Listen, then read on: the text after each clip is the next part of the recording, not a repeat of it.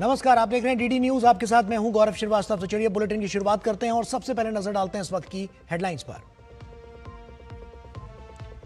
केंद्रीय कैबिनेट ने 8वें वेतन आयोग के लिए टर्म ऑफ रेफरेंस को दी मंजूरी। 50 लाख केंद्रीय कर्मचारी और 69 लाख पेंशनर्स को होगा बड़ा फायदा। रबी सत्र के लिए पोषक तत्व आधारित सब्सिडी योजना को भी मिली मंजूरी। प्रधानमंत्री ने कहा, किसान भाई बहनों के कल्याण के लिए है प्रतिबद्ध।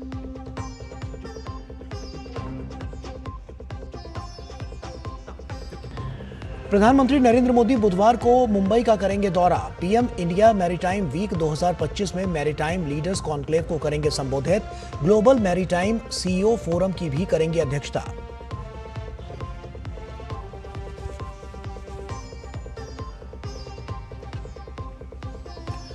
मोंथा चक्रवात ने आंध्र प्रदेश के मछलीपट्टनम में दी दस्तक। प्रभावित इलाकों में हो रही तेज बारिश, प्रशासन ने किए राहत बचाव के पूरे इंतजाम।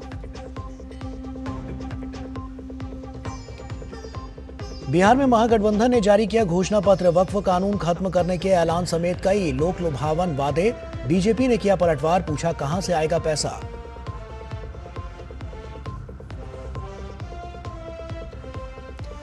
इजराइल के प्रधानमंत्री बेंजामिन नेतन्याहू ने रक्षा बलों को गाजा पट्टी में तत्काल और शक्तिशाली हमले का दिया आदेश। कहा, हमास के बार-बार संघर्ष विराम उल्लंघन का दिया जाएगा करारा जवाब।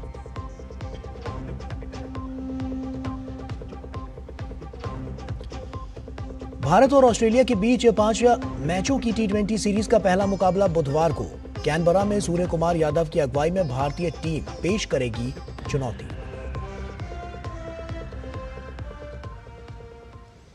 और आइए बुलेटिन की शुरुआत करते हैं। केंद्रीय कैबिनेट ने मंगलवार को 2 बड़े फैसले लिए हैं, जिसके तहत केंद्रीय कर्मचारियों से जुड़ा फैसला हुआ है तो देश के अन्नदाता को लेकर निर्णय लिया गया है। मोदी सरकार की कैबिनेट ने 8वें वेतन आयोग के टर्म ऑफ रेफरेंस को मंजूरी दे दी, जो 18 महीनों में अपनी सिफारिश पेश करेगी, जिसका फायदा लाखों केंद्रीय कर्मचारियों और पेंशनर्स को होगा।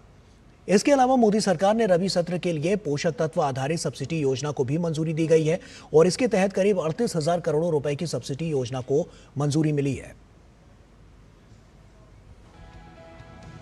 देश के केंद्रीय कर्मचारियों और पेंशनर्स के लिए अच्छी खबर है। केंद्रीय मंत्रिमंडल ने 8वें वेतन आयोग के टर्म ऑफ रेफरेंस को मंजूरी दे दी है। सुप्रीम कोर्ट की पूर्व न्यायाधीश रंजना प्रकाश देसाई को इस आयोग का अध्यक्ष नियुक्त किया गया है। 8वें वेतन आयोग में एक अध्यक्ष, एक सदस्य अंशकालिक और एक सदस्य सचिव शामिल होंगे। सूचना प्रसारण मंत्री अश्विनी वैष्णव ने बताया कि 1 जनवरी 2026 से 8वें वेतन आयोग के लागू होने की उम्मीद है। 8वां वेतन आयोग 18 महीने के भीतर अपनी सिफारिशें पेश करेगा।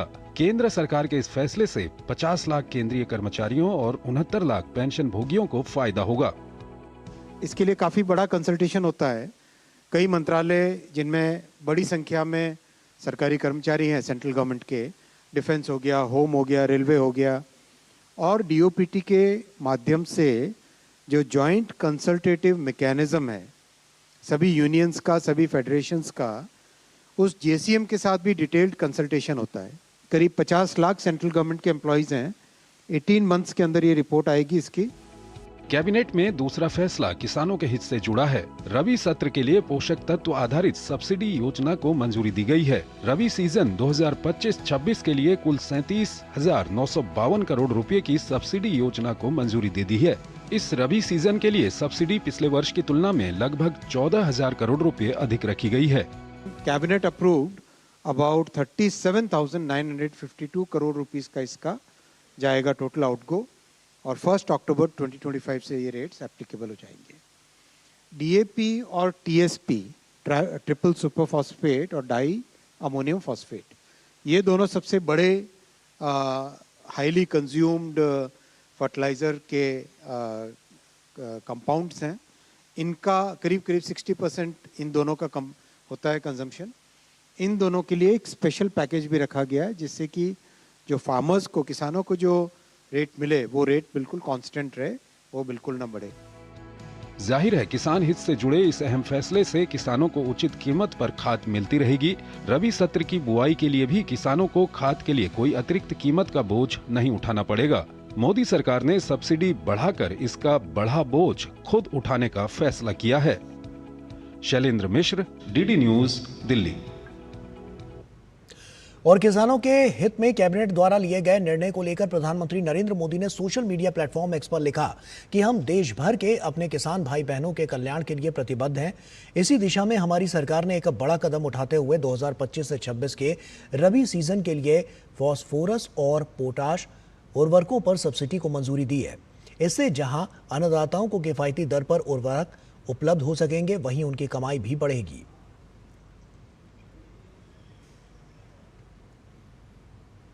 प्रधानमंत्री नरेंद्र मोदी बुधवार को मुंबई का दौरा करेंगे।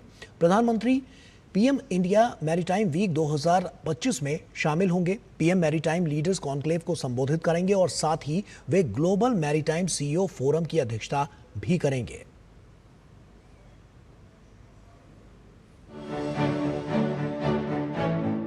मुंबई में इंडिया मैरीटाइम वीक 2025 का आयोजन किया जा रहा है। बुधवार को प्रधानमंत्री नरेंद्र मोदी इसमें शामिल होंगे। कार्यक्रम नेस्को एग्जीबिशन सेंटर में आयोजित होगा। इंडिया मैरीटाइम वीक 2025 वैश्विक समुद्री पारिस्थितिक तंत्र के भविष्य पर विचार विमर्श करने के लिए सभी हितधारकों को एक साथ लाता है। 27 से 31 अक्टूबर तक चलने वाले इंडिया मैरीटाइम वीक 2025 का विषय महासागरों का एकीकरण, एक समुद्री दृष्टिकोण है। पीएम मैरीटाइम लीडर्स कॉन्क्लेव को संबोधित करेंगे, साथ ही ग्लोबल मैरीटाइम सीईओ फोरम की अध्यक्षता करेंगे। इस कार्यक्रम में प्रधानमंत्री नरेंद्र मोदी की भागीदारी भारत की समुद्री अमृतकाल विजन 2047 के प्रति प्रतिबद्धता को दर्शाती है, जिसका उद्देश्य भारत को दुनिया के अग्रणी समुद्री शक्तियों में शामिल करना है। इस कार्यक्रम में 85 से अधिक देशों की भागीदारी, 1 लाख से अधिक प्रतिनिधि और 350 से अधिक अंतर्राष्ट्रीय वक्ता शामिल होंगे।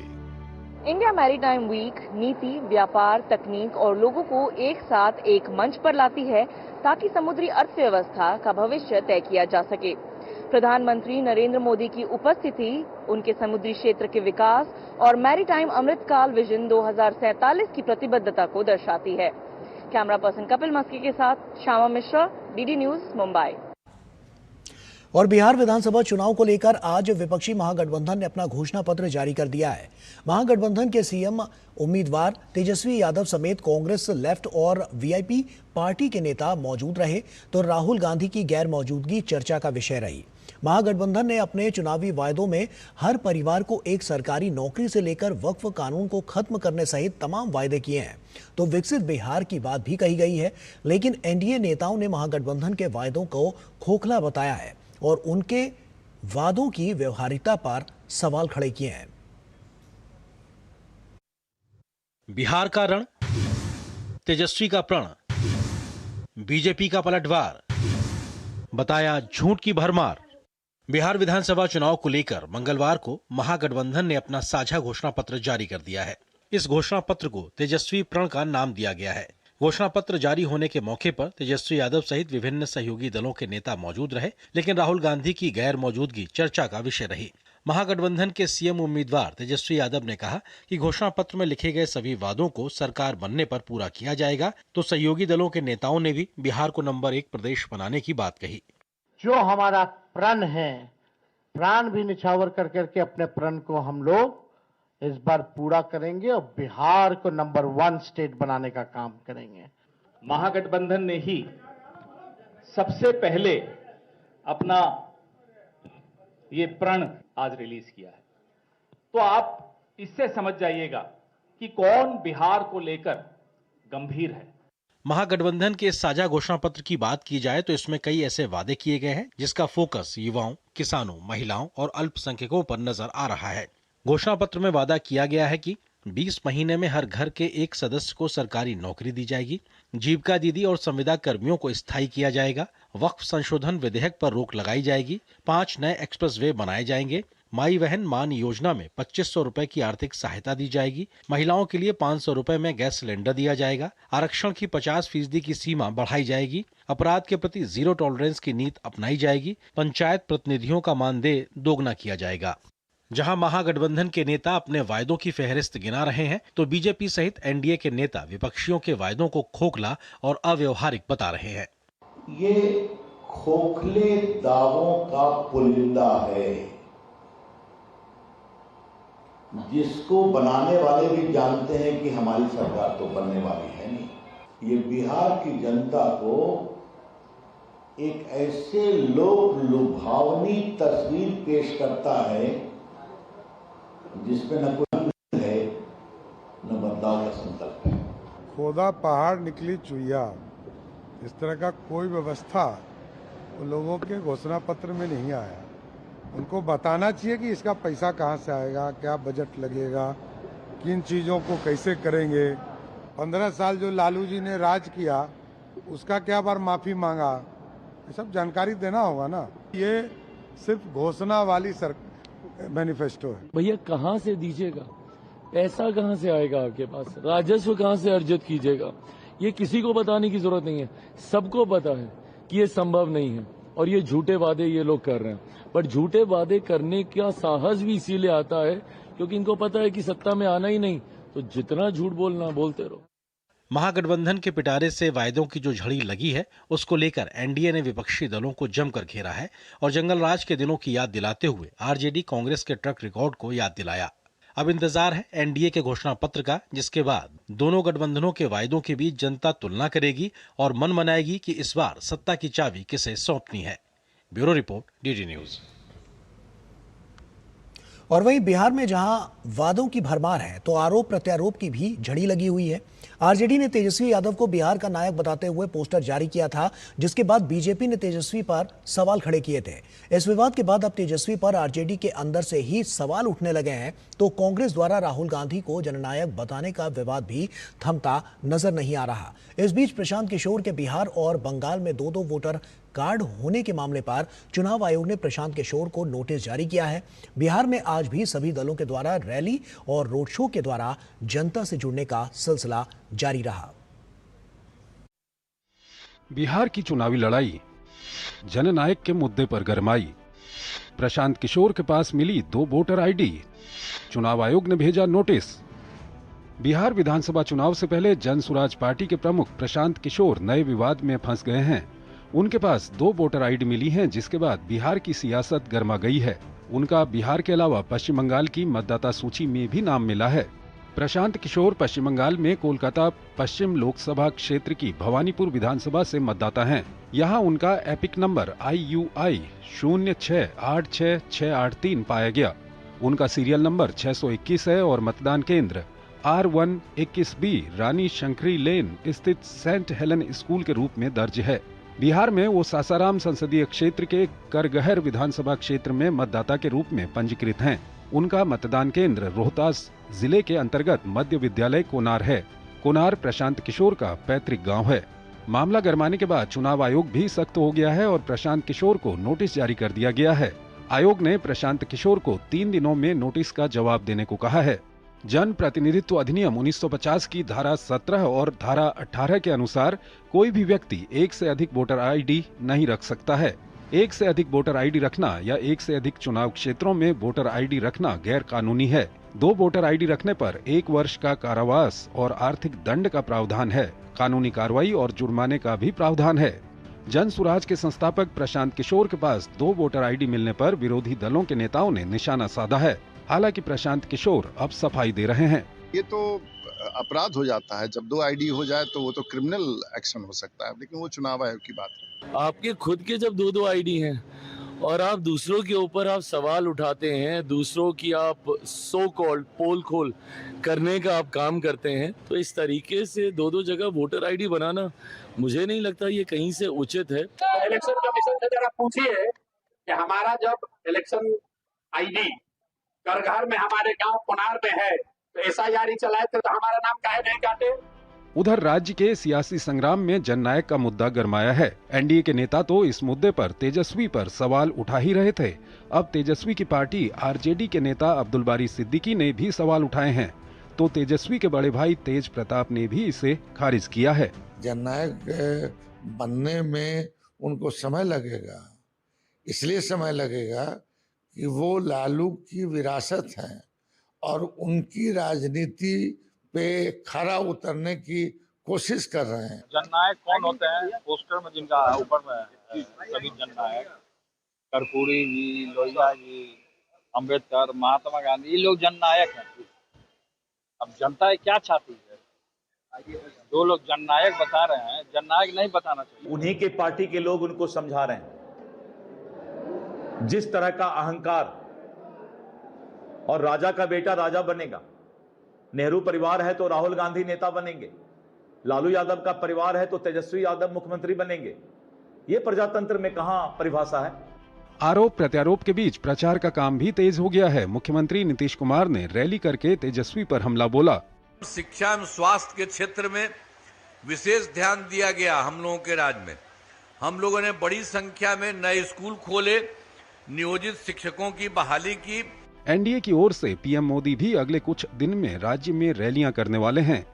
साथ ही अमित शाह और तमाम बीजेपी राज्यों के सीएम धुआंधार प्रचार शुरू करने वाले हैं।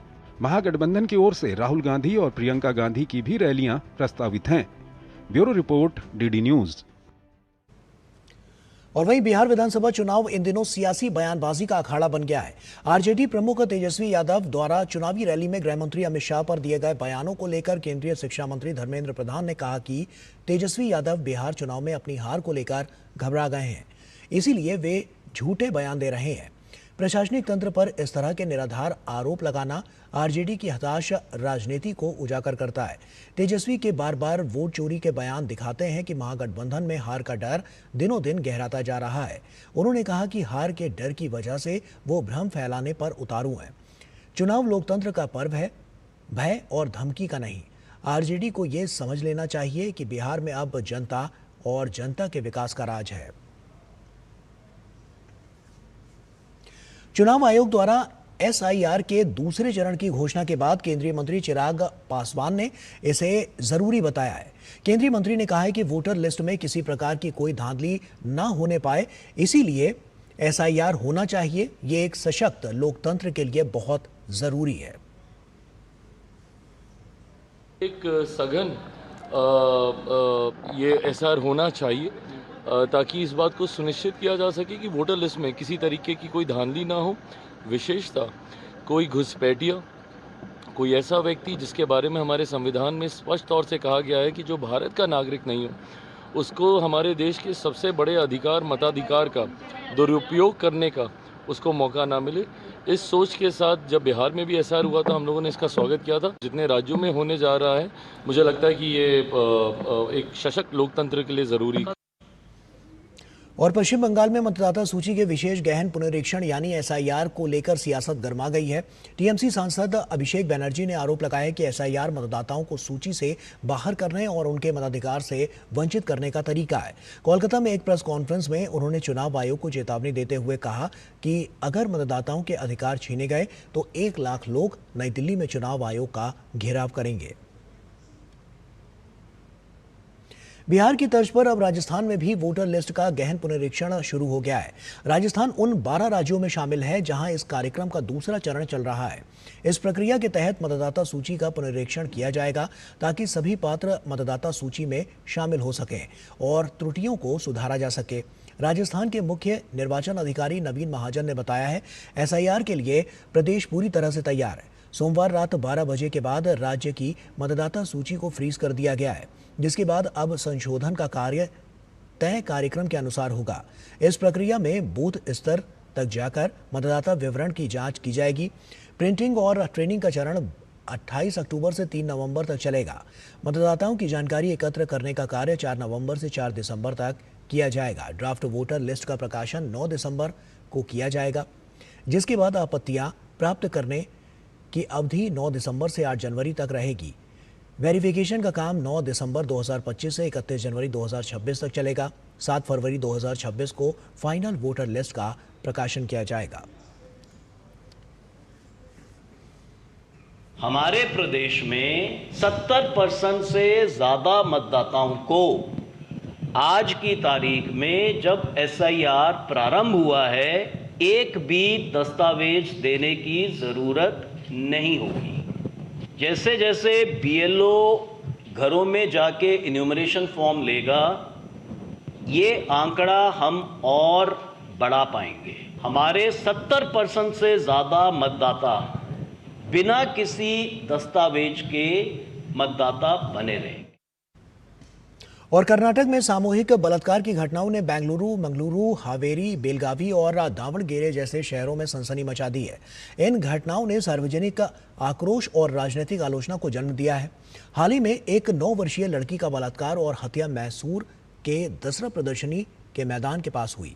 पीड़िता एक खानाबदोश परिवार से थी और गुब्बारे व खिलौने बेचने आई थी। वहीं बेंगलुरु के मल्लेश्वरम में एक 20 वर्षीय बी फार्मा छात्र की हत्या कर दी गई। भाजपा प्रवक्ता सुरभि ने राज्य सरकार पर हमला करते हुए कहा कि राज्य सरकार महिलाओं की सुरक्षा में पूरी तरह से विफल रही है। गैंग रेप का विषय हर दिन अखबार पे आ रहा है तो सरकार कुछ भी नहीं कर रहा है। और मुझे ये प्रश्न है कि एक सेलिब्रिटी केस हो या आपका कार्यकर्ता रेस करने से एक केस हो, आप उसको इतना बड़ा करेंगे। मैसूर पे जो हुआ एक रेप और मर्डर, एक बहुत ही छोटी लड़की का, आपने क्या किया इसमें? कुछ भी नहीं। और वहीं दिल्ली पुलिस की स्पेशल सेल ने फर्जी पासपोर्ट रैकेट मामले में सीमापुरी इलाके से आदिल नाम के शख्स को गिरफ्तार किया है। गिरफ्तारी के बाद आरोपी को 7 दिन की पुलिस कस्टडी में भेज दिया गया है। स्पेशल सेल के मुताबिक 59 वर्षीय आरोपी आदिल हुसैनी उर्फ सैयद आदिल हुसैन उर्फ मोहम्मद आदिल हुसैनी उर्फ नसीमुद्दीन जमशेदपुर टाटानगर झारखंड का रहने वाला है। पूछताछ के दौरान आरोपी पर अपने भाई अख्तर हुसैनी के साथ मिलकर अन्य देशों को संवेदनशील जानकारी देने और जाली दस्तावेजों का इस्तेमाल करके कई भारतीय पासपोर्ट बनवाने में शामिल होने का शक है। पुलिस को आदिल के पास से कुछ फर्जी पासपोर्ट भी मिले हैं। फिलहाल स्पेशल सेल और दूसरी एजेंसियां आदिल से पूछताछ कर रही हैं। आदिल झारखंड के जमशेदपुर का निवासी है और अपने भाई अख्तर हुसैनी के साथ मिलकर विदेशों को संवेदनशील जानकारी मुहैया कराने और जाली दस्तावेजों का उपयोग करके कई भारतीय पासपोर्ट बनवाने का काम करता रहा है। आदिल के पास से उसका एक मूल पासपोर्ट और 2 जाली पासपोर्ट प्रतियां बरामद की गई हैं।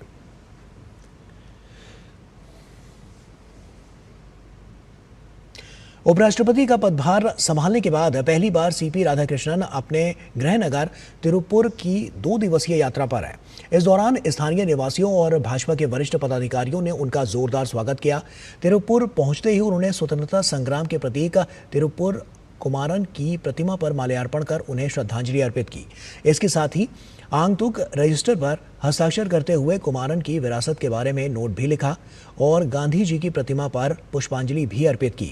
बाद में उन्होंने लोगों से हाथ मिलाकर उनका अभिवादन किया और कहा कि तिरुपुर से उपराष्ट्रपति के रूप में उनका चयन तिरुपुर और तमिल लोगों के लिए बहुत गर्व की बात है।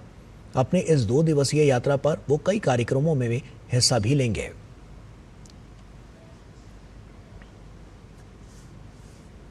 भारतीय प्रधानमंत्री नरेंद्र मोदी की पहल पर शुरू हुए अंतर्राष्ट्रीय सौर गठबंधन का 8वें सत्र इस समय दिल्ली में चल रहा है। राष्ट्रपति द्रौपदी मुर्मू ने इस कार्यक्रम में भारत के 1 वर्ल्ड 1 सन 1 ग्रिड के विजन को दुनिया के सामने रखा तो भारत द्वारा पर्यावरण संरक्षण की दिशा में किए गए कामों का जिक्र भी किया। यह गठबंधन आज ग्लोबल साउथ की सबसे बड़ी संधि आधारित अंतर सरकारी संगठन ये बन चुका है, जिसका उद्देश्य सौर ऊर्जा को सभी के लिए सुलभ और सस्ता बनाना है। भारत आज विश्व का 3रा सबसे बड़ा सौर ऊर्जा उत्पादक देश बन गया है। भारत एक बार फिर वैश्विक और अभियान के केंद्र में चमक रहा है।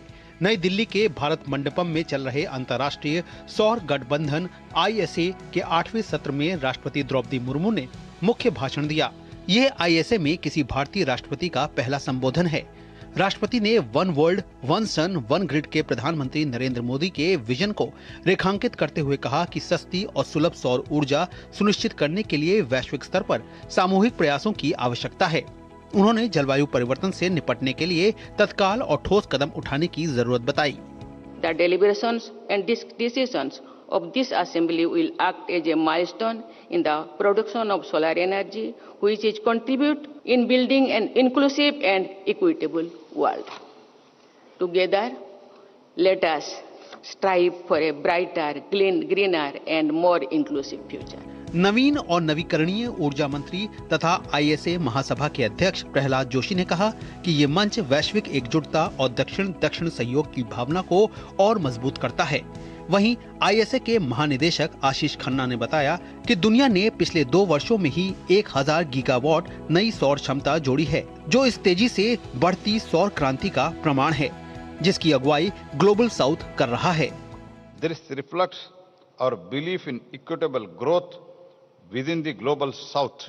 This 8th assembly reaffirms our shared determination to make solar energy a true global public good, ensuring no community or country is left behind. It took 25 years for the world to reach 1,000 gigawatt of solar, yet in just 2 years, the next 1,000 gigawatt has been reached. Bharat और France द्वारा COP 21 में शुरू किया गया ये गठबंधन आज global south का सबसे बड़ा संधि आधारित अंतर सरकारी संगठन बन चुका है, जिसका उद्देश्य सौर ऊर्जा को सभी के लिए सुलभ, सस्ती और विश्वसनीय बनाना है। भारत आज विश्व का तीसरा सबसे बड़ा सौर ऊर्जा उत्पादक देश है। देश ने अपनी कुल स्थापित क्षमता का 50% हिस्सा गैर जीवाश्म स्रोतों से हासिल कर लिया है, वो भी अपने 2030 के लक्ष्य से पूरे 5 वर्ष पहले। ISA के मंच के जरिए भारत PM सूर्य घर मुफ्त बिजली योजना और PM कुसुम जैसी सफल पहलों को अफ्रीका और छोटे द्वीपीय देशों में लागू करने में मदद कर रहा है। ये योजनाएं सौर समाधान के जरिए घरों को रोशनी, किसानों को सशक्तिकरण और विकास को गति दे रही हैं। इस वर्ष की महासभा में 125 सदस्य और हस्ताक्षरकर्ता देशों के मंत्री, नीति निर्माता और साझेदार शामिल हो रहे हैं, जो ब्राजील में होने वाले COP 30 से पहले सौर सहयोग पर वैश्विक संकल्प को और मजबूत करेंगे। अक्षय डोंगरे के साथ तपस भट्टाचार्य की रिपोर्ट, DD न्यूज। भारत का औद्योगिक उत्पादन सितंबर में पिछले साल की समान अवधि के मुकाबले 4% बढ़ा है। इसकी वजह मैन्युफैक्चरिंग सेक्टर का मजबूत प्रदर्शन है। औद्योगिक उत्पादन सूचकांक आधारित औद्योगिक उत्पादन वृद्धि दर अगस्त में भी 4% थी। इससे पहले ये जुलाई में 3.5% और जून में 1.5% थी। आंकड़ों के मुताबिक सितंबर में मैन्युफैक्चरिंग सेक्टर की वृद्धि दर 4.8% रही है, जो कि अगस्त में 3.8% थी। बता दें कि मैन्युफैक्चरिंग सेक्टर को काफ़ी अहम माना जाता है और यह देश में यूनिवर्सिटी और इंजीनियरिंग कॉलेज से निकलने वाले ग्रेजुएट युवाओं को गुणवत्तापूर्वक रोजगार उपलब्ध कराता है। मैन्युफैक्चरिंग सेक्टर में 23 में से 13 इंडस्ट्री ग्रुप ने सितंबर में सकारात्मक वृद्धि दर हासिल की है। इलेक्ट्रिसिटी उत्पादन की वृद्धि दर सितंबर में 3.1% रही है।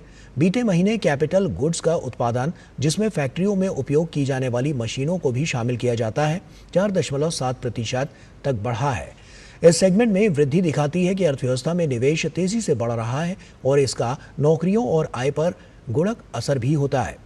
कंज्यूमर ड्यूरेबल्स जैसे रेफ्रिजरेटर, AC और टीवी के उत्पादन में इस महीने 10.2% की बढ़ोतरी हुई है, जो दिखाता है कि इन उत्पादों की बाजार मांग मजबूत बनी हुई है। इसके अलावा सरकार की ओर से इंफ्रास्ट्रक्चर पर फोकस किए जाने के कारण इंफ्रास्ट्रक्चर और कंस्ट्रक्शन सेक्टर की वृद्धि दर 10.2% रही है। भारत ने नागरिक उड्डयन क्षेत्र में आत्मनिर्भरता के लिए बड़ा कदम उठाया है। इसके तहत भारत में यात्री विमान बनाए जाने का रास्ता साफ किया जा रहा है। इसके लिए सार्वजनिक क्षेत्र की एरोस्पेस और रक्षा कंपनी हिंदुस्तान एरोनॉटिक्स लिमिटेड ने रूस की public joint stock company United aircraft corporation के साथ MOU पर हस्ताक्षर किया। HAL के CMD डॉक्टर DK सुनील और UAC के डायरेक्टर जनरल वामिद बधेका की मौजूदगी में मॉस्को में हुए MOU के तहत दोनों कंपनियां मिलकर SJ-100 नागरिक विमान का उत्पादन करेंगी। ये विमान भारत की उड़ान योजना के तहत क्षेत्रीय हवाई संपर्क को बढ़ावा देने में गेम चेंजर साबित हो सकता है। और वहीं सरकार ने भारतीय विमानन क्षेत्र की प्रगति में नया अध्याय जोड़ने की तैयारी कर ली है। मॉस्को में HAL और UAC के बीच हुआ MOU देश को नागरिक विमान निर्माता देशों की श्रेणी में लाने की दिशा में महत्वपूर्ण कदम है। भारत में ट्विन इंजन और नैरो बॉडी वाले नागरिक विमान का डिजाइन और उत्पादन विमानन क्षेत्र में गेम चेंजर साबित हो सकता है। SJ-100 विमान का आमतौर पर क्षेत्रीय और शॉर्ट हॉल यात्राओं में उपयोग किया जाता है। दुनिया भर में 200 विमान का निर्माण किया जा चुका है, जबकि 16 से अधिक वाणिज्यिक एयरलाइंस में SJ-100 विमान का संचालन किया जा रहा है। ये समझौता भारत और रूस के बीच दशकों के विश्वास साझेदारी का भी प्रमाण है। खास बात यह भी है कि पहली बार भारत में संपूर्ण यात्री विमान का निर्माण होगा। खास बात यह है कि अगले 10 वर्षों में भारत को ऐसे 200 विमान की जरूरत है। इस विमान का देश में उत्पादन भारत के विमानन क्षेत्र में निर्यात की भी राह खोलेगा। ये भारत के आत्मनिर्भर भारत के सपने को साकार करने की दिशा में भी बड़ा कदम होगा, जबकि महासागर क्षेत्र में पर्यटन स्थलों तक हवाई संपर्क बढ़ाने के लिए 350 अतिरिक्त विमानों की जरूरत होगी। ये परियोजना भारत की तकनीकी क्षमता और औद्योगिक दक्षता को प्रदर्शित करेगी और निजी क्षेत्र को सशक्त भी बनाएगी। इस परियोजना से बड़े पैमाने पर प्रत्यक्ष और अप्रत्यक्ष रोजगार का सृजन तो होगा ही, परियोजना वैश्विक विमानन उद्योग में भारत को नई पहचान दिलाएगी।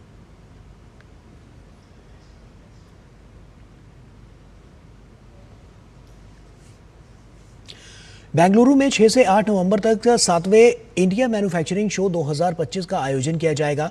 रक्षा मंत्री राजनाथ सिंह इसका उद्घाटन करेंगे। IMS 2025 में राज्य मंडपों और रक्षा सार्वजनिक उपक्रमों के साथ साथ 220 MSME सहित 450 से अधिक प्रदर्शक भाग लेंगे।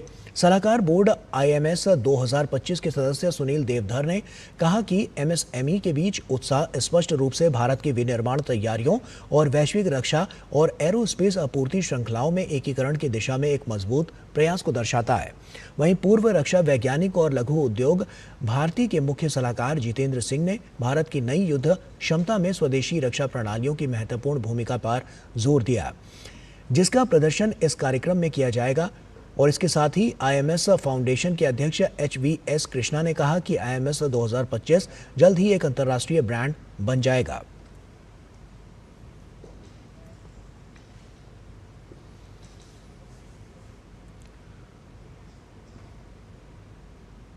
The main purpose of doing this exhibition at Bangalore right now is this is organized by Laghu Udyog Bharati Karnataka, and we wanted to make an international brand. After completion of 10 successful exhibitions, we wanted to do it in international in various states also, abroad also. Number 3, your next question is our next exhibition is 2027. These are biannual exhibitions. Once in 2 years, we are going to organize in Bangalore. Some of the companies from Middle East and some of the companies from Japan, they are all coming. South Korea, sir. MSMEs ऐसी है कि जो already अपना सारा काम करते आ रही है, प्रोडक्शन करते आ रही है, सालों से उनका काम चल रहा है। लेकिन MSMEs के अंदर स्टार्टअप्स, इसके लिए भी इस बार उन्होंने बहुत बड़ा स्थान दिया है। और ये जो इतने सारे रजिस्ट्रेशन हुए उसमें कई सारे स्टार्टअप्स है कि जो इसमें अपना आकर हम क्या काम कर रहे हैं, क्या हमारा प्रोडक्ट है, उसको लोगों को दिखाने का काम करने वाले हैं। 8 प्रकार के इसमें सेमिनार्स होंगे, कॉन्फ्रेंसेस होंगी, और 8 के विषय इतने रिलेवेंट है कि कंटेम्पररी जो आवश्यकताएं लोगों की है उसकी जानकारी देने का, उनकी पूर्ति करने का काम इन कॉन्फ्रेंसेस में होगा। तो हम 3 दिन बेंगलोर क्यों जाए? सिर्फ MSMEs के स्टॉल विजिट करने के लिए नहीं जाए, तो हमें और कुछ ज्ञान मिलेगा, जो हमको मालूम नहीं है वो चीजें मिलेंगी। जो सक्सेसफुल लोग हैं वो आकर कुछ बोलकर जाते हैं, उनको सुनते हैं तो सक्सेस की चाबी मिलती है उसमें। भारतीय नौसेना 4 दिसंबर को नौसेना दिवस पर अपनी युद्ध क्षमता का प्रदर्शन करेगी। यह आयोजन केरल के तिरुवनंतपुरम स्थित शांगुमुखम बीच पर होगा, जिसमें नौसेना प्रमुख एडमिरल दिनेश के त्रिपाठी मुख्य अतिथि के तौर पर शामिल होंगे। कार्यक्रम में नौसेना के युद्धपोत, हेलीकॉप्टर और कमांडो अपनी शक्ति का प्रदर्शन करेंगे। इसके साथ ही एजी माला नौसेना एकेडमी की टीमें स्कूलों और कॉलेजों में कार्यशालाएं भी आयोजित करेंगी। केरल में नौसेना अधिकारी कमांडर वर्गीस मैथ्यू ने कार्यक्रम की जानकारी दी।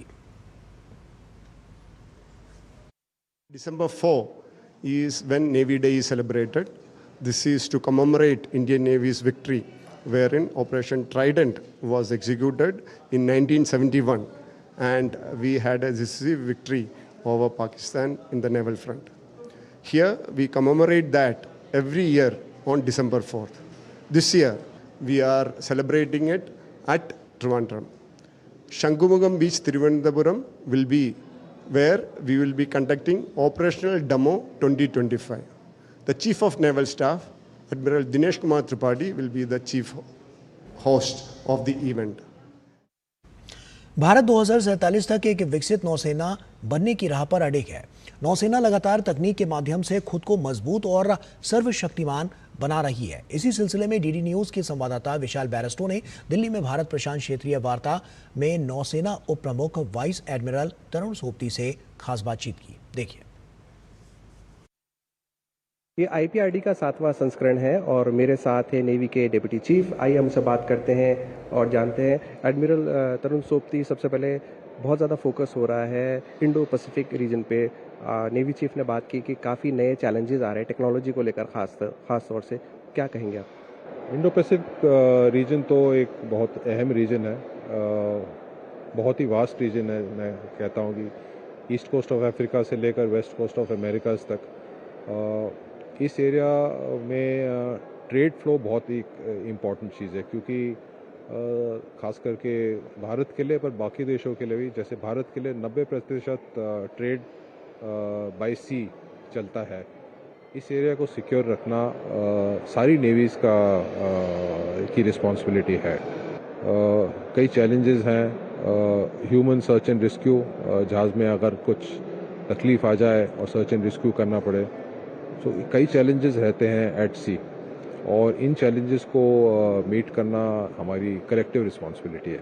हमारी नौसेना ने कोरिया के साथ एक बायलैटरल किया, तो कोरिया में ऐसी क्या खास बात है जो भारतीय नेवी उससे फ़ायदा भी ले सकती है? इन कंट्रीज़ के साथ हम लोग रेगुलरली एक्सरसाइज करते हैं। साउथ कोरिया एक बहुत डेवलप्ड नेवी है, डेवलप्ड कंट्री भी है, और हमें लगा कि जब इस एरिया में हम डिप्लॉय करते हैं और इनके साथ हम कोऑपरेट नहीं कर रहे, तो साउथ कोरिया को भी लगा कि इंडियन नेवी के साथ ऑपरेट करना चाहिए। इसीलिए फाइनली हमने एग्रीमेंट करी और अभी हमने पहला बायलैटरल एक्सरसाइज किया है। इंडियन नेवी को फ़ायदा ये लगता है कि एडवांस शिप बिल्डिंग टेक्निक्स अगर आएंगी तो हमारे शिपयार्ड और मैच्योर होंगे और इंडियन नेवी को भी फ़ायदा होगा, क्योंकि आज की तारीख में तकरीबन 55 से 60 जहाज़ जो बन रहे हैं इंडियन नेवी के लिए, वो सब इंडियन शिपयार्ड्स में बन रहे हैं। तो आपने सुना एडमिरल सोबती को, इन्होंने कहा कि भारत तमाम देशों के साथ कोलैबोरेशन कर रहा है और भारतीय नेवी का, नौसेना का पूरा प्लान है कि 2047 तक वो डेवलप्ड नेवी बन जाए। कैमरामैन एसपी दुबे के साथ मैं विशाल बैरिस्टो, डीडी न्यूज़, दिल्ली। और वहीं दिल्ली में प्रदूषण नियंत्रण के लिए मंगलवार को एक अहम वैज्ञानिक कदम उठाया गया। आईआईटी कानपुर की सहायता से राजधानी में 2 बार क्लाउड सीडिंग ट्रायल किए गए। सी सेना विमान के जरिए किए गए इन प्रयोगों के दौरान खेखड़ा, बुराड़ी, करोलबाग और मयूर विहार सहित कई इलाकों में बादलों में विशेष केमिकल फ्लेयर्स छोड़े गए। पर्यावरण मंत्री मनजिंदर सिंह सिरसा ने बताया कि इन ट्रायल्स का उद्देश्य दिल्ली में आर्टिफिशियल बारिश के माध्यम से प्रदूषण कम करने की संभावनाओं का आकलन करना है। शुरुआती नतीजों में PM 2.5 और PM 10 स्तरों में गिरावट दर्ज की गई है। वैज्ञानिक फिलहाल सभी आंकड़ों का विस्तृत विश्लेषण कर रहे हैं। मनजिंदर सिंह सिरसा ने कहा है कि आने वाले दिनों में आर्टिफिशियल बारिश के जरिए और ट्रायल भी जारी रहेंगे। आने वाले दिनों में निरंतर ये ट्रायलें चलती रहेंगी। छोटी छोटी ट्रायल के माध्यम से कहीं ना कहीं बरसात कराई जाएगी और इक्विप्ड करेंगे अपने आप को कि हमें जब जरूरत पड़े और बड़े स्तर पर हम इसको कर पाएं, तो रेगुलर प्रोसेस के तौर पर इसको जारी करके देखा जाएगा और जानकारी दी जाएगी कितना AQI में कमी आई है। उत्तर प्रदेश के मुख्यमंत्री योगी आदित्यनाथ ने मंगलवार को अयोध्या महायोजना 2031 की समीक्षा बैठक की। समीक्षा के बाद सीएम योगी आदित्यनाथ ने कहा कि अयोध्या का विकास मॉडल भव्यता, आस्था और आधुनिकता का समन्वित रूप होना चाहिए।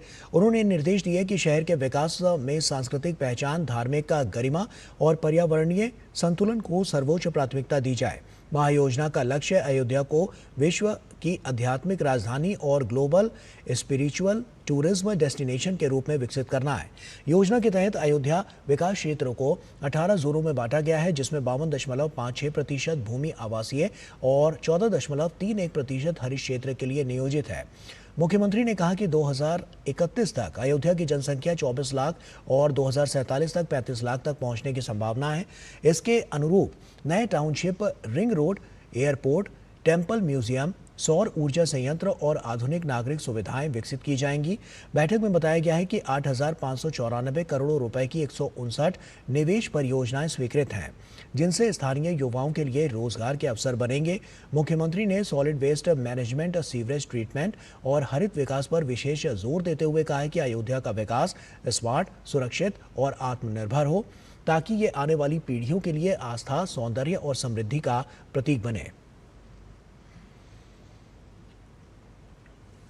फ्रांस की राजधानी पेरिस में छठ पूजा का आयोजन किया गया, जिसमें भारतीय दूतावास से मुख्य अतिथि नवीन कुमार अपने परिवार के साथ शामिल हुए और एयर कमोडोर माधव रंगाचारी की पत्नी सुनीता ने भी इसमें हिस्सा लिया। भारत ने अंतर्राष्ट्रीय मंच पर एक बार फिर स्पष्ट संदेश दिया है कि सीमा पार आतंकवाद आज वैश्विक शांति और स्थिरता के लिए सबसे बड़ी चुनौती है। बेलारूस के मिन्स्क में आयोजित तीसरे यूरेशियन सुरक्षा सम्मेलन में भारतीय विदेश मंत्रालय के पश्चिम सचिव सीबी जॉर्ज ने देश का प्रतिनिधित्व करते हुए कहा कि अंतर्राष्ट्रीय समुदाय को मिलकर इस खतरे का सामना करना होगा। सीबी जॉर्ज ने सम्मेलन के प्लेनरी सत्र को संबोधित करते हुए भारत का रुख स्पष्ट किया और कहा कि भारत क्षेत्रीय स्थिरता, वैश्विक सुरक्षा और आपसी सहयोग जैसे मुद्दों पर वैश्विक सहयोग के लिए प्रतिबद्ध है। अपने संबोधन के बाद सीबी जॉर्ज ने कई देशों के प्रतिनिधियों से द्विपक्षीय और बहुपक्षीय हितों पर भी चर्चा की। केंद्रीय मंत्री जितेंद्र सिंह ने स्वच्छता अभियान 5.0 को लेकर जानकारी दी है। केंद्रीय मंत्री ने एक्स पर कुछ तस्वीरें साझा करते हुए कहा है कि 2 से 31 अक्टूबर तक चलने वाले अभियान में पहले 3 सप्ताह के आंकड़े बताते हैं कि अब तक के स्क्रैप के निपटान में 387 करोड़ रुपए की कमाई हो चुकी है। उन्होंने कहा कि 4 सप्ताह के अभियान के समाप्त होने तक यह आंकड़ा लगभग 8 से 10 हजार करोड़ रुपए तक पहुंचने की संभावना है। इसके अलावा अब तक 148 लाख वर्ग फुट से अधिक जगह को मुक्त कराया जा चुका है। जितेंद्र सिंह ने कहा है कि अपशिष्ट से धन इस साल के विशेष स्वच्छता अभियान का अगला पड़ाव है। मंत्रालयों और राज्य सरकारों को सर्वोच्च प्रथाओं को अपनाने और साझा करने की सलाह भी दी गई है। ऑपरेशन सिंदूर में मात खाने के बाद पाकिस्तान अब भारत के खिलाफ नैरेटिव युद्ध चलाने लगा है। सूत्रों के मुताबिक पाकिस्तान की खुफिया एजेंसी आईएसआई विदेशी ब्लॉगर्स को भारत विरोधी दुष्प्रचार का औजार बना रही है। आईएसआई की इस नई रणनीति का मकसद है कि भारत की छवि को अंतर्राष्ट्रीय स्तर पर खराब करना और पाकिस्तान को सकारात्मक दिखाना। सूत्रों का कहना है कि आईएसआई का विशेष सेल विदेशी इन्फ्लुएंसर्स को चुनता है और उनसे ऐसे वीडियोस बनवाता है जिनमें गरीबी, अव्यवस्था और सामाजिक विभाजन को बढ़ा चढ़ाकर दिखाया जाता है, जबकि पाकिस्तान को शांति और खूबसूरती से भरा हुआ देश बताया जाता है। इस नेटवर्क में सबसे ज्यादा नाम उछला है स्कॉटलैंड के यूट्यूबर कैलम मिल का, जो कैलम अब्रॉड चैनल चलाता है। उसके वीडियोस में पाकिस्तान की तारीफ और भारत की नकारात्मक छवि दिखाई जाती है। इसी अभियान से जुड़ी एक और कुख्यात और है अजरबैजान की पत्रकार अनास्तासिया लावरीना। समझा जाता है कि इसे पाकिस्तान की सेना के मीडिया विंग ISPR ने अंतर्राष्ट्रीय मंचों पर भारत के खिलाफ नैरेटिव गढ़ने के लिए नियुक्त किया है। हालांकि वो ब्लॉगर नहीं है, वो टीवी में काम करती है। ये ब्लॉगर्स भारत में पर्यटक वीजा पर आकर केवल झुग्गियों और गरीब बस्तियों पर फोकस करते हैं, जबकि देश की प्रगति और उपलब्धियों को पूरी तरह से नजरअंदाज कर देते हैं। इजराइल के प्रधानमंत्री बेंजामिन नेतन्याहू ने मंगलवार को इजराइल रक्षा बलों IDF को गाजा पट्टी में तत्काल और शक्तिशाली हमले करने का आदेश दिया है। इसे इजराइल ने हमास द्वारा बार बार संघर्ष विराम उल्लंघन के जवाब में किया जाना बताया है। प्रधानमंत्री कार्यालय ने जारी किया बयान और इस एक बयान में प्रधानमंत्री कार्यालय ने कहा है कि नेतन्याहू ने पीस डील के कथित उल्लंघनों पर इजराइल की प्रतिक्रिया पर चर्चा के लिए एक बैठक बुलाने के बाद ये निर्देश दिया है कि बयान में कहा गया है कि प्रधानमंत्री बेंजामिन नेतन्याहू ने IDF को गाजा पट्टी में तत्काल और शक्तिशाली हमले करने का निर्देश दिया है। ऑस्ट्रेलिया ने भारत के खिलाफ 3 मैच की वनडे सीरीज को भले ही 2-1 से जीता हो, लेकिन अब लड़ाई T20 की है। दोनों देशों के बीच 5 मैचों की T20 सीरीज का पहला मुकाबला बुधवार को कैनबरा में खेला जाएगा। सूर्य कुमार यादव की अगुवाई में भारतीय टीम के हौसले बुलंद हैं, लेकिन इसके साथ ही कंगारू टीम के खिलाफ भारतीय टीम का T20 रिकॉर्ड भी बेहद दमदार है। तो आइए जानते हैं कि इन दोनों टीमों के बीच T20 में किसका पलड़ा भारी नजर आ रहा है। भारत और ऑस्ट्रेलिया के बीच 29 अक्टूबर से 5 मुकाबलों की T20 सीरीज का आगाज होने जा रहा है। दोनों देशों के बीच साल 2007 में अब तक कुल 32 T20 मैच खेले गए हैं, जिसमें भारत का पलड़ा भारी रहा है। भारत ने ऑस्ट्रेलिया के खिलाफ अब तक 20 T20 मैच अपने नाम किए हैं, जबकि ऑस्ट्रेलियाई टीम सिर्फ 11 ही T20 मैच जीत सकी। इसके अलावा एक मैच बेनतीजा रहा। दोनों देश 22 सितंबर 2007 को पहली बार T20 क्रिकेट में आमने सामने आए थे। डरबन में खेले गए विश्व कप के इस मुकाबले में भारत ने ऑस्ट्रेलिया के खिलाफ 15 रन की जीत दर्ज की थी। इसके बाद 20 अक्टूबर 2007 को भारत ने एक बार फिर इस टीम के खिलाफ T20 मुकाबला अपने नाम किया। इस बार जीत का अंतर 7 विकेट था। ऑस्ट्रेलियाई टीम ने 1 फरवरी 2008 को टीम इंडिया के खिलाफ पहली बार T20 मैच अपने नाम किया। इस मुकाबले में भारत को 9 विकेट से शिकस्त झेलनी पड़ी थी।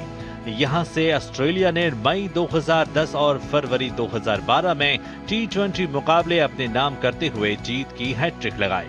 3 फरवरी 2012 को मेलबर्न में खेले गए मुकाबले में भारत ने ऑस्ट्रेलिया को 8 विकेट से शिकस्त दी। ऑस्ट्रेलिया ने उसी साल 28 सितंबर को इस हार का बदला 9 विकेट की जीत के साथ लिया।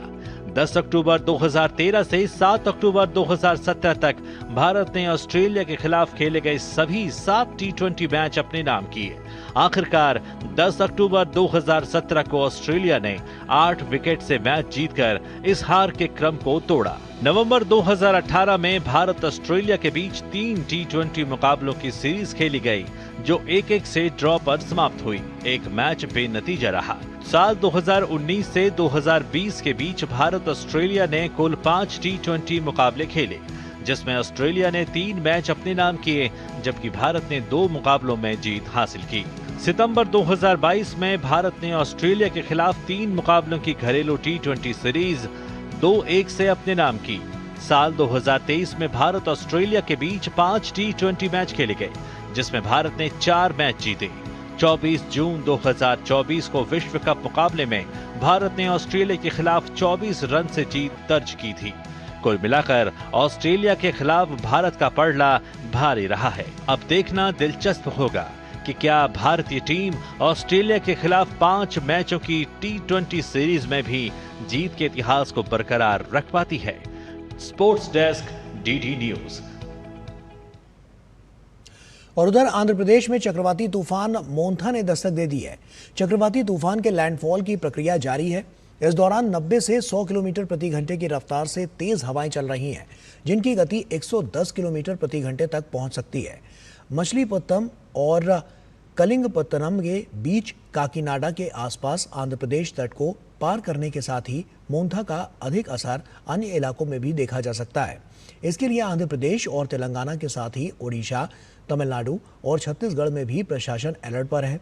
तूफान प्रभावित इलाकों में बिजली आपूर्ति बाधित हो सकती है और कच्चे मकानों को नुकसान पहुंचने का खतरा है। मछुआरों को समुद्र में ना जाने की सख्त सलाह दी गई है।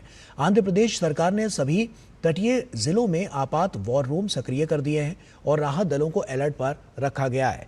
स्थानीय प्रशासन ने लोगों से घरों में रहने और अनावश्यक रूप से बाहर ना निकलने की अपील की है। आंध्र प्रदेश के मुख्यमंत्री एन चंद्रबाबू नायडू सचिवालय स्थित RTGS केंद्र से चक्रवात मोंथा की स्थिति पर नजर रख रहे हैं। मुख्यमंत्री ने जिला कलेक्टरों से टेली कॉन्फ्रेंस के माध्यम से चक्रवात के ताज़ा हालात के बारे में जानकारी ली। उन्होंने मंत्रियों से चक्रवात प्रभावित क्षेत्रों का दौरा करने, लोगों से बातचीत करने और लोगों तक तत्काल राहत पहुंचाने के लिए भी कहा है। चंद्रबाबू नायडू ने अधिकारियों को जानमाल की हानि रोकने के लिए रात भर चक्रवात पर नजर रखने का निर्देश दिया है। उन्होंने कहा है कि चक्रवात के तुरंत बाद क्षतिग्रस्त बिजली के खंभों और सब स्टेशनों की मरम्मत करके बिजली आपूर्ति बहाल की जानी चाहिए। आंध्र प्रदेश सरकार ने चक्रवात प्रभावित 7 जिलों में वाहनों की आवाजाही पर रोक लगाने के आदेश जारी किए हैं। राज्य के RTGS विभाग ने चेतावनी दी है कि चक्रवात का प्रभाव कृष्णा, एलुरु, पूर्वी गोदावरी, पश्चिमी गोदावरी, डॉक्टर BR अम्बेडकर, कोनसीमा और अल्लूरी सीताराम राजू जिले के चिंतूर तथा राम पचोदेवरम मंडलों में सबसे अधिक होगा। इसीलिए सरकार ने निर्देश दिया है कि इन जिलों से गुजरने वाले राजमार्गों समेत अन्य सभी मार्गों पर रात 8:30 बजे से बुधवार सुबह 6 बजे तक वाहनों की आवाजाही प्रतिबंधित रहेगी। जिला कलेक्टरों और पुलिस अधीक्षकों को आवश्यक कार्रवाई के निर्देश दिए गए हैं। आपातकालीन चिकित्सीय सेवाओं को इस प्रतिबंध से छूट दी गई है। सरकार ने नागरिकों से अपील की है कि वे घरों के भीतर रहें, बाहर ना निकलें और प्रशासन के निर्देशों का पालन करें। चक्रवात मोंथा के संभावित प्रभाव को देखते हुए पूर्वी तटीय क्षेत्रों में तैयारियां तेज कर दी गई हैं। रेल मंत्री अश्विनी वैष्णव ने सोशल मीडिया प्लेटफॉर्म एक्स के माध्यम से जानकारी दी कि रेलवे ने डिविजनल, जोनल और बोर्ड स्तर पर वॉर रूम सक्रिय कर दिए हैं ताकि हालात पर लगातार नजर रखी जा सके। पूर्वी तटीय डिवीजनों में आवश्यक संसाधन पहले से तैनात कर दिए गए हैं।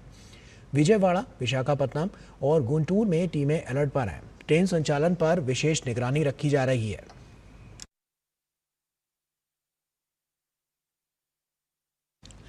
इसके अलावा यातायात में न्यूनतम व्यवधान को भी वहां पर उसकी मॉनिटरिंग की जा रही है। प्रशासन ने सभी कर्मचारियों को सतर्क रहने और स्थिति के अनुसार तत्काल कार्रवाई करने के निर्देश दिए हैं। रेल मंत्री अश्विनी वैष्णव ने आंध्र प्रदेश के मुख्यमंत्री एन चंद्रबाबू नायडू और ओडिशा के मुख्यमंत्री मोहन चरण मांझी के साथ साथ संबंधित रेलवे अधिकारियों से भी बात की और चक्रवात के गुजरने के बाद तत्काल पुनर्निर्माण कार्य के निर्देश दिए हैं।